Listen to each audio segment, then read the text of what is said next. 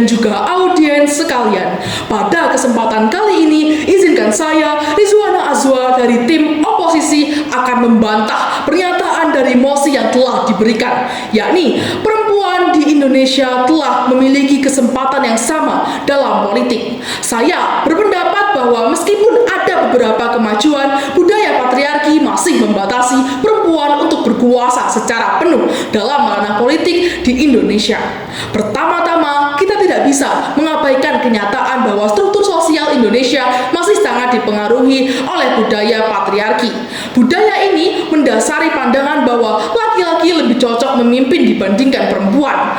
Hal ini terlihat dari masih rendahnya representasi perempuan dalam lembaga-lembaga politik seperti DPR, DPRD, dan pemerintahan daerah. Meskipun dari tim afirmasi dan adanya fakta bahwa terdapat kebijakan kuota 30% untuk perempuan di parlemen atau pencalonan legislatif, angka ini sulit dicapai karena hambatan struktural, termasuk resistensi budaya yang menganggap perempuan sebaiknya berperan di ruang domestik. Bahkan berdasarkan data pemilu 2019, hanya sekitar 21% anggota DPR yang merupakan perempuan, masih jauh dari harapan.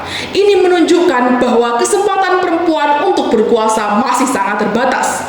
Jika memang kesempatan sudah setara, kita seharusnya melihat representasi yang lebih seimbang. Selain itu, stereotip gender yang melekat dalam masyarakat juga menjadi penghalang besar bagi perempuan untuk terjun ke dunia politik. Dalam budaya ini, laki-laki dipandang sebagai pemimpin yang alami, sedangkan perempuan sering dianggap lebih emosional, kurang tegas, dan kurang kompeten dalam mengambil keputusan politik yang dianggap berat.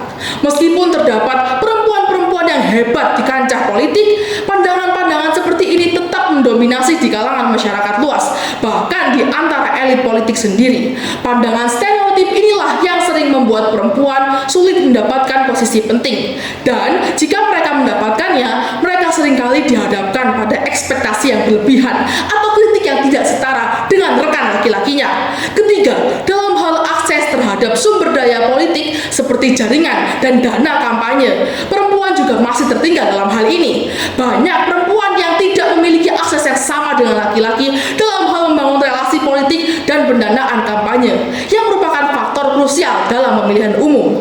Ditambah lagi, pendidikan politik yang merata bagi perempuan juga masih kurang. Padahal di dunia politik, keberhasilan seseorang sangat bergantung pada akses terhadap jaringan kekuasaan dan dana kampanye.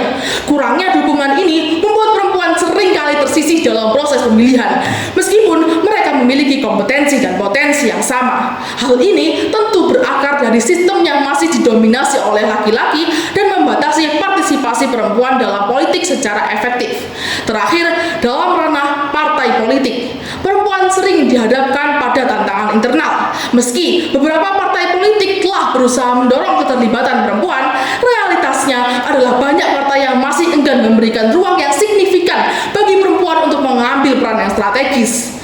Keputusan penting seringkali tetap dipegang oleh laki-laki, dan perempuan lebih sering ditempatkan pada posisi yang dianggap simbolis atau hanya sebagai pelengkap, bukan sebagai pengambil keputusan. Ini menjadi bukti yang jelas bahwa perempuan masih mengalami hambatan yang besar dalam meraih kekuasaan di politik.